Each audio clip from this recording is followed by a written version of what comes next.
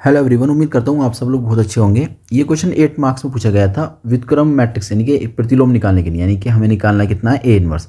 आप लोगों ने देखा होगा मैट्रिक्स के अंदर जो क्वेश्चन पूछे जाते हैं वो एक्स वाई जेड के मान निकाले के नहीं पूछा जाता है। कभी कभी वो इक्वेशंस को इस तरीके से दे देगा, आपको कहेगा इसको सेटिस्फाई करके आप दिखा दीजिए, ऐसे दे देता है ना। और एक होता है कि प्रतिलोम ज्ञात करने वाला। ये 3 टाइप के क्वेश्चन हैं जो आपके लॉन्ग क्वेश्चन में पूछे जाते हैं। तो इन क्वेश्चंस को एक एक बार देख के जाइएगा।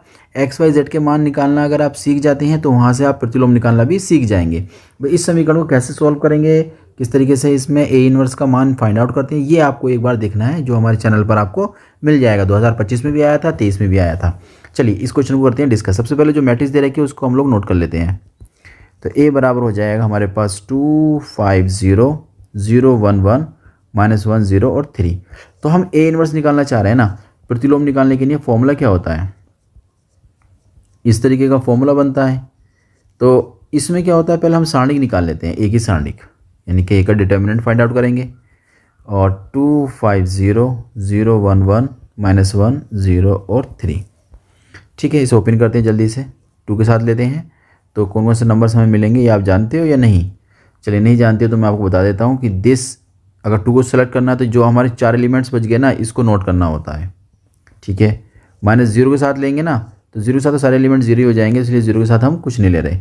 फिर -1, ये -1 आ जाएगा। इसके साथ लेना है तो दिस एंड दिस छुप जाएंगे, बचेंगे कितने आपके पास 5 0 1 1 1। इसे ओपन करिए और आपने डिटरमिनेंट फाइंड आउट कर लिया, समझ लो आपने एक नंबर पक्का कर लिया यहाँ से। ठीक है, इस टाइप मार्किंग होने की वजह से आपको इतने नंबर्स मिल जाएंगे यहाँ से। ये 6 बनेगा, माइनस का 5, कुल मिलाकर डिटरमिनेंट की वैल्यू आ गई 1। और जैसे ये आ जाए ना भाई, इसको बॉक्स में ज़रूर बंद कर देना ताकि एग्जामिनर को साफ साफ दिख जाए कि हाँ बच्चे ने सारणिक का मान निकाल दिया है।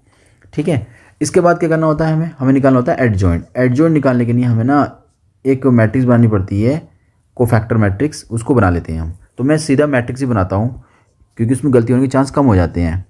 ए के कोफैक्टर इसे कहते हैं, सहखंड भी कहते हैं और सहगुणनखंड भी कहते हैं। सहगुणनखंड अवयवों की मैट्रिक्स या अवयव, सहगुणनखंड भी कहते हैं, सहखंड भी कहते हैं। ठीक है, कोफैक्टर बोलते हैं इसे इंग्लिश में। कोफैक्टर एलिमेंट जो होते हैं उसके हमें मैट्रिक्स बनानी है, उसका नाम हम रखते हैं सी। जितने भी क्वेश्चन हमने किए हैं अभी तक सब में हमने उसका नाम सी रखा है, तो यहाँ पर भी हम उसका नाम सी रख देते हैं। तो इस तरीके से हमें फाइंड आउट करनी होती है वो, कि यहाँ पर जो है 2/2 के माइनर्स रखे जाएंगे, यानी कि 2/2 के आपको उप समुच्चय रखने हैं। उप समुच्चय कह रहा हूँ, उप सारणिक। अभी आप समझ जाएंगे, देखिए मैं क्या कहना चाह रहा हूँ। सी बनाएंगे एक बड़ी सी सारणिक, जो ये है ना, इसके लिए एक 2/2 का, इसके लिए भी एक 2/2 का, इसके लिए भी एक 2/2 का। अब आप देखते रहिएगा कितना अच्छा लगेगा आपको, क्योंकि इसमें गलती होने के चांस बहुत ना की बराबर गलती होती है इन क्वेश्चंस में। अगर आप इस तरीके से करेंगे तब देखो, पहला प्लस का, दूसरा माइनस का, फिर ये वाला प्लस का, फिर ये माइनस का, ये प्लस का, ये माइनस का, फिर प्लस का, माइनस का और प्लस का। अब इसकी करेंगे एंट्रीज।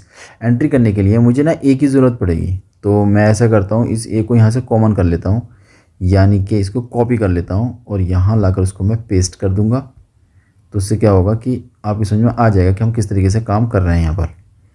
जैसे मेरे को ना पहला मेंबर भरना है, ये वाला, यहाँ मुझे एंट्रीज करनी है। तो एंट्री करने के लिए पहला मेंबर बनता है ये। इसके अकॉर्डिंग जो हमारे ये 4 मेंबर्स बच जाएंगे ना, वो हमें नोट करने होते हैं। ठीक है, अभी आप देखिएगा, फिर आपको बहुत अच्छा लगेगा, क्योंकि इसमें गलती होने के जो चांस है ना वो सारे ख़त्म हो जाएंगे। 1 1 0 3। ठीक है, एक बात समझ में आ गई है। अब हम लेंगे दूसरे वाले का एलिमेंट, यानी ये एलिमेंट लेना है, इसके सामने ये नहीं ले सकते। ये जो बच गए 4 दिख रहे हैं आपको, ये बचे और ये बचे, ये आप नोट कर दीजिए भाई।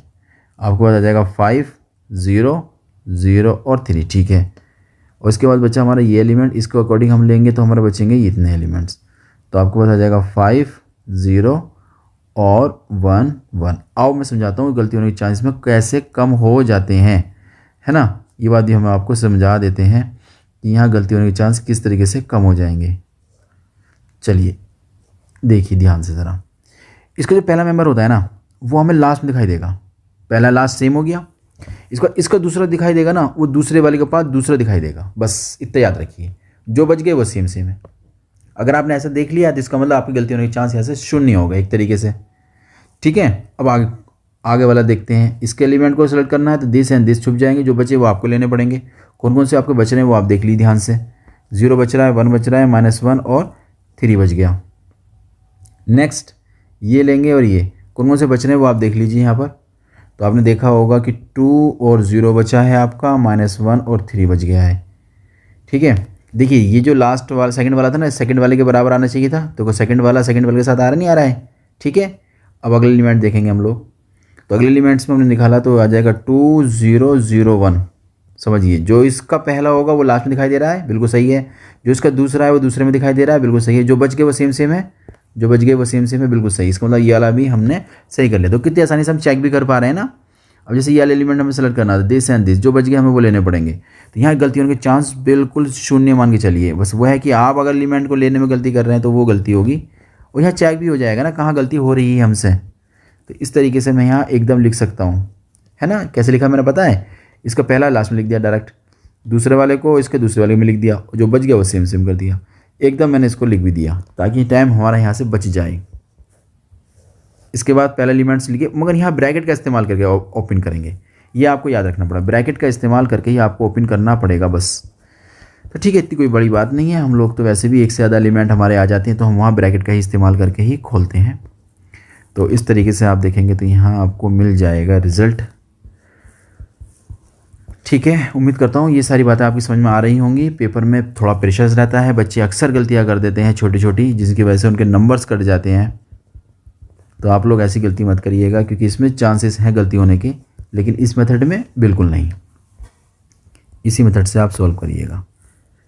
तो इसके बाद फाइनली आपने रिज़ल्ट निकाल लिया है। यहाँ बनेगा -15, फिर बन जाएगा यहाँ 6 बनेगा, यहाँ बनेगा -5, यहाँ हो जाएगा आपके पास 5, ये -2 और ये 2 हो जाएगा। कुल मिलाकर आपने इसको बना लिया है। तो अब यहाँ से बस कुछ नहीं, अब एडजॉइंट निकाल देंगे।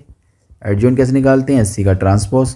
सी का ट्रांसपोज का मतलब रो को कॉलम में चेंज। जो रो थी फर्स्ट वाली वो बन जाएगा पहला कॉलम, 3 -15 और 5, ये बन जाएगा फर्स्ट। सेकंड बनेगा -1 6 और -2, अगला बनेगा 1 -1 और 2। तो अब हम निकाल देंगे ए इनवर्स। कितना आसानी से निकाल दिया देखो आपने। तो इस तरीके से इस वाले क्वेश्चन में आप टाइम बचा सकते हो। तो ये हो जाएगा आपके पास एडजॉइंट ए। डिटरमिनेंट का मान आपने देखा ही था, वो निकल कर आया था आपका 1, और ये जो आपके पास पहले से ही है एडजॉइंट। ठीक है, उम्मीद करता हूँ ये मेथड भी आपकी समझ में आ गया होगा, ये क्वेश्चन भी आपकी समझ में आ गया होगा। ठीक है, तो हम लोग मिलते हैं एक नए क्वेश्चन के साथ। अच्छे से पेपर देकर आइएगा।